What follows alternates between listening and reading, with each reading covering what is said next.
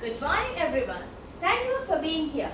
For those who know me, I am Asari Begum. Today, me and my team members, free thinkers, are here to discuss about the differences between vocabulary, teaching and learning for academic writing and spoken English. And now I would like to introduce my co-team members, Salama Shoaib, Yusra Afsani, Hasiniata Patul and Rizwana Rizwan Jamil, who is not here for her personal concern. And you can see how our presentation is lined up today. Yes, and we begin our presentation with a quote saying, quote, without grammar, little can be conveyed, but without vocabulary, nothing can be conveyed, unquote, argued David Wilkins. Now, I hand over my presentation to Salama Shoaib to continue with it. Thank you. Thank you, Asai. So, hi, good morning, and I'm Salama Shoaib. Today I'm going to talk to you all about three aspects of our presentation lined up for today. First being vocabulary, and then we will be talking about academic writing, followed by spoken English. So vocabulary is generally words that we already know and with words that we have in our own system. Vocabulary is seen as a language acquisition tool which enables us to use a language more freely and to the best of its use. So there are few ways that we can actually acquire this vocabulary to our system, and that is being Scrabble is one of the very Scrabble is a game that we kind of use for Scrabble is a game that we use in order to acquire this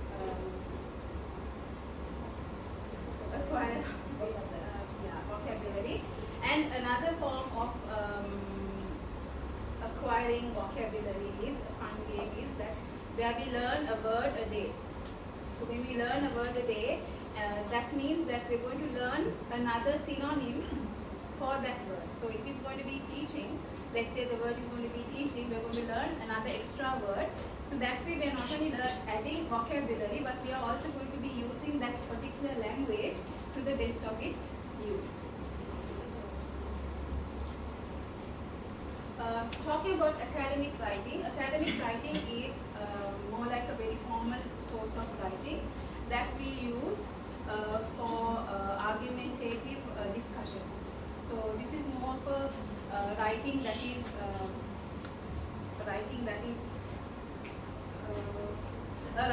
is academically based with very formal argumentations to prove your point.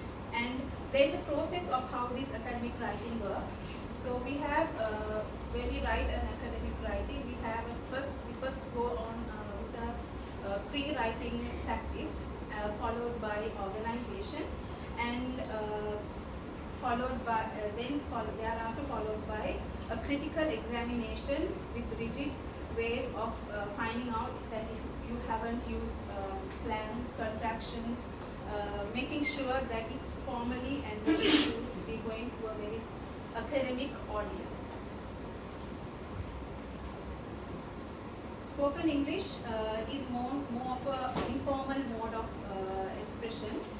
We use this to express ourselves, and comparing to academic writing, spoken English is more of a very informal, spontaneous mode of expression and expressing yourself and expressing your ideas. It's less grammatical, actually non-grammatical. It's less structured. We don't really talk. We don't really structure our word before we go and talk to somebody, right? We don't structure our sentence before we talk. It's very spontaneous. Even if you are a native speaker or a non-native speaker, we always just use the words we know and express ourselves. Yes, we learn trial by error, but this is how it works.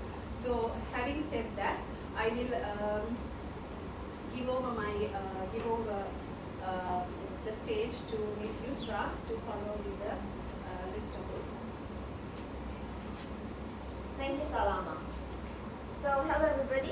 this is Yusra Sani Yusuf here.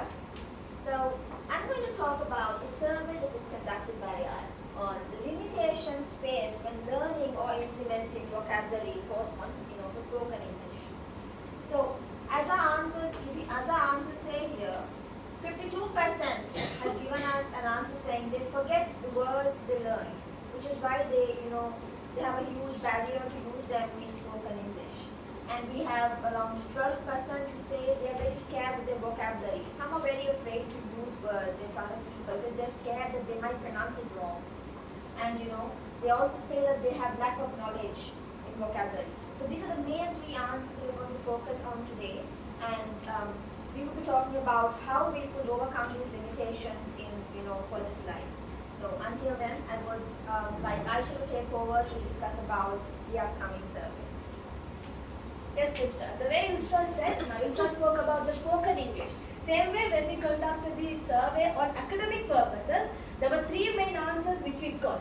The majority, 58 or 60% say that they don't understand the difference between formal and informal teaching. Like we know, Salama said, informal, when we are doing spoken English, we use informal, whereas when we are doing academic writing, we use formal, which is drastically has a change. So what happens, these kids don't understand where they should use which English. Okay, as we are teachers, you have seen in marking papers, they use informal or talking English in essay writing or letter writing. And the second reason is rigid unlearning process. Once when these kids from junior classes, when they start learning about speaking, at a point when they come to grade 7 or 8, they can't come to a new change, a sudden change. Okay, essay writing, letter writing, they are facing difficulties when it comes to changing the learning process. And finally, unavailability of online or concrete resources to learn how or where to use these differences in English. So our Yusra will continue with how we can avoid these limitations and methods to be used. Thank you, Aisha. Right. So how we can implement vocabulary in academic writing and spoken English. But this, what we want to talk about is the teacher's duty. How a teacher could help the student implement vocabulary. She could picture it. For example, when she is teaching a new vocabulary, a new word to her classroom, she could use flashcards, Google images, magazine images to let her students understand the picture together with the words. They will keep it in memory for a long period of time. Tell it like it is. Maybe she could use a scene or describe or use a scene on where that particular word would be used. So student gets to know the exact way of how to use certain words in their learning. Sing it aloud. Sometimes certain words are very complicated. So to keep remembering it, a teacher could come up with a very similar or known tune and make a song using the words or the vocabulary, so students will be able to remember it. Introduce couples. So couples here means antonyms and synonyms. When explaining a new vocabulary, a new word, maybe she could talk about the antonym, the opposite of it. So that way the student will also learn another word. For example, comfortable, uncomfortable. So student learns two words there and they get to know the meaning very well, because if comfortable is being in a very safe or a place you know where you are, or very comfortable with. Uncomfortable is total opposite meaning. That way it's easy for us to teach the students as teachers two different words by using synonyms and antonyms. Play games like Scrabble, just like Sanama previously mentioned as well. Scrabble and maybe crossword puzzles would be a very good tool to make students remember or be interested in learning new vocabulary. Like if you take Scrabble, the letter V is a very rarely used word. Letter V, we very rarely find words that start with V, right?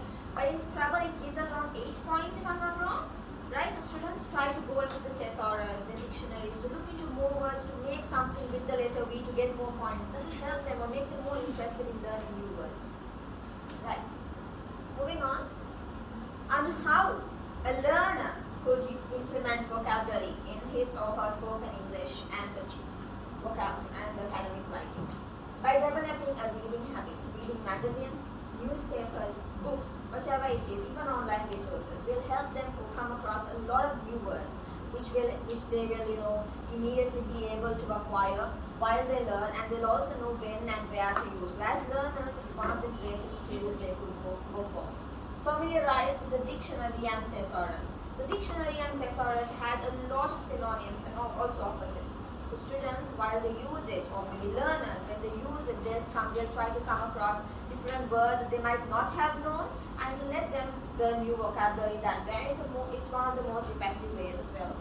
Practice using new words in conversations. Yes, many of us are very scared to use, new words, or complicated words when we use during conversations. We use it in academic writing, but we don't really use them to converse with a person.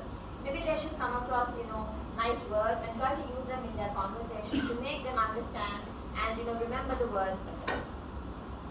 Okay, and that's it. And I would like to hand over to Sister Rizwana to talk about the advantage of learning vocabulary. Sister Rizwana isn't here today, so instead we have a video of her to be played. I hope you enjoy it. Everyone, in my perspective, I will be talking about the advantages of vocabulary learning and speaking, written, writing and spoken English. So the first point, as you can see this in my slide, vocabulary improves all areas of communication. Listening, speaking, respective skills, reading, writing, productive skill. Out of these four, I briefly speak on writing way of communication. Writing is the best way to express oneself. First, one has wide knowledge and vocabulary. He or she can be able to express their thoughts in writing. Additionally, they also have good vocabulary. They can choose while writing.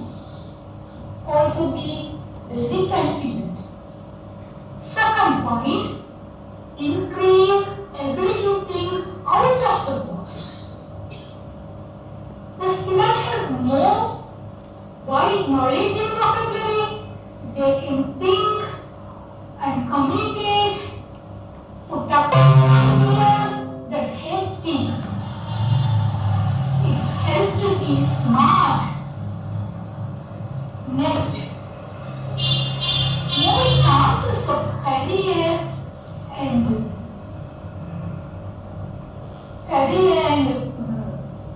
more career and professional success. If a child has more knowledge in vocabulary, they will be able to pass through their exam in flying colors, successfully. Not only vocabulary helps the child to pass their exam, but also will be helped to be smart in future progress, courage and business. Next point, communicate precisely and sharpen communication. If a child has sound vocabulary knowledge, they can express their thoughts in an eloquent way.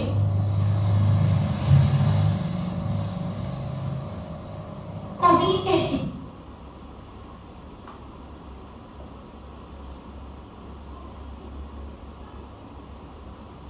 If the child knows lots of vocabulary, they can choose the words and communicate in different ways, in different situations. They can handle and successfully communicate with others. This is my last point. But the customization of message to the specific audience. There are different kinds of people in our society.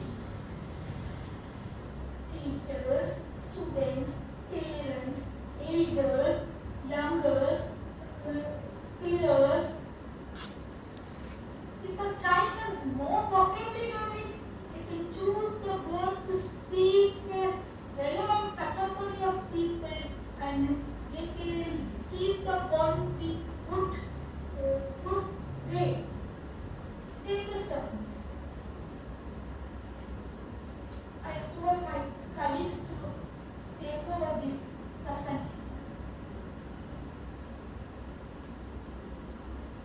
you, Sister Rizwana. Now I call upon Hasini Aptapattu to continue the presentation. Everyone, in my presentation, I will be talking about the advantage.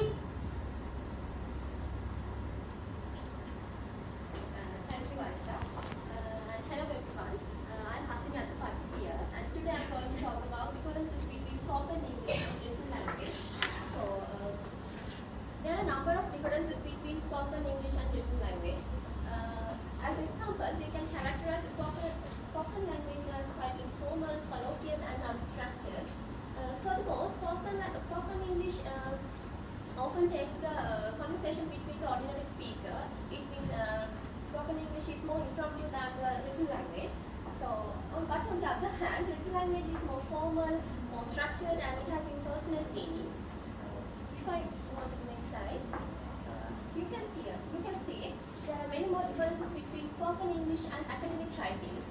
First difference is sentence structures. In spoken English, we use simple short sentences with simple vocabulary. In this first sentence, because the technology has improved, it's less risky than it used to be when you install them at the same time, and it doesn't cost so much either. In here, because the technology has improved, it's less risky and it doesn't cost so much either. These are some examples for using simple short sentences with simple vocabulary in the sentence.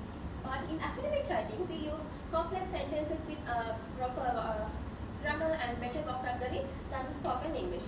In our second sentence, improvements in technology have reduced the risk and high costs associated with simultaneous installations.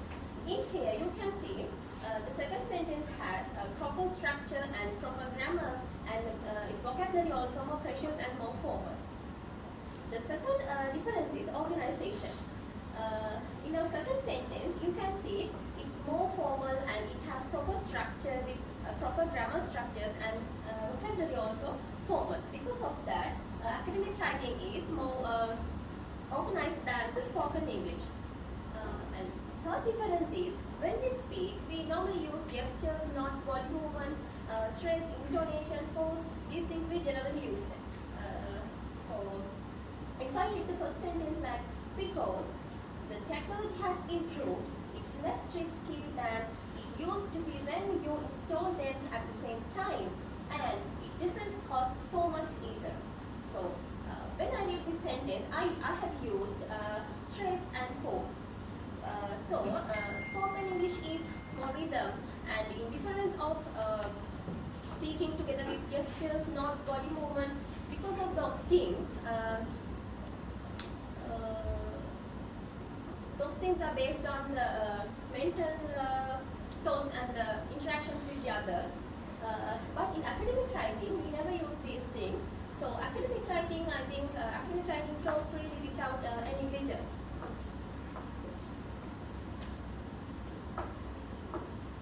So the third difference is using contractions. In spoken English, we generally use contractions.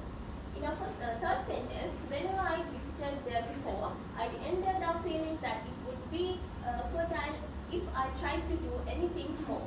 In here, you can see I visited and I ended. These are some examples for using contractions. But in academic writing, we never use contractions. I think instead of using contractions, the reader can easily understand the relevant facts by stating everything correctly. And the last one is explicitness. So, written texts are more explicit than spoken English because written texts have all clear context and all references. But in speech, real-time situations and information shared between the speaker and the listener. Some information can be assumed and need not to be more made explicit. Spoken English and academic writing are the two forms of the English language that differ from each other in many ways. So these are the things that I wanted to share with you. And thank you very much. And I hand over the presentation. Aside, and thank you very much. And this concludes our presentation. But before we end our presentation, we will have a look on what are the parts we covered today. So first of all, vocabulary knowledge is considered as one of the important measuring tools when it comes to language skills. Language skills is not only what we are speaking. It can be writing, reading, listening. Whatever it is, we need vocabulary. Next, spoken English is informal and it is totally away from our textbook knowledge. And it stresses more on pitch, slang and intonation. And when we talk about academic writing means we call it also as written English is more denser, more explicit, permanent, and it also focuses more on standard English. And we also learn how to remember or implement vocabulary, and then the advantages of learning English, and finally the differences between written and spoken English. And here we are here to answer your questions. If you all have any questions, you all can be free now and ask now related to our presentation.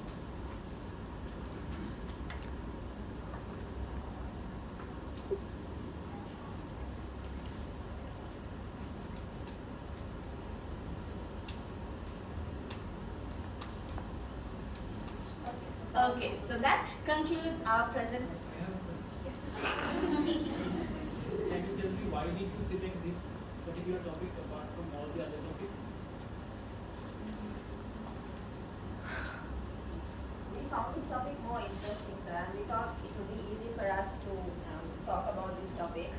And it was a topic that we all, what do I say, we could connect a lot. Yeah. So Almost three of us are teachers. Yeah. Three of us are most of us are teachers, and we come across a lot of differences as we look into all of this as teachers. So we thought this would be the best topic for us to choose out of the rest, as you were more comfortable, and we thought we could connect to it. Can you give me an example in the sense that you were interested in vocabulary teaching or? Yes, I was a kindergarten teacher. Can you speak a little loudly? So yeah, like Yusra said, it's more like we handle different age groups. I have handled very young children, and then she handles a little bit of the adolescents at that age, and she's between both.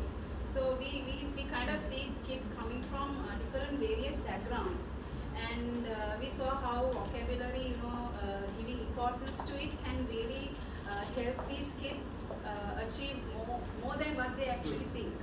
So I have one more question. So how did you think you guys did? great. Great. You are doing the same? Yes. Asim, how about you? Really well. Yes, sir. So if you look into our group, Hasini was one of the most backward person. She's not a person who comes and talks in front. She's not very comfortable with the stage and all, and not a very confident person either. So today we saw a great improvement in Hasini, which I feel is the greatest success that we've made today, Hasini.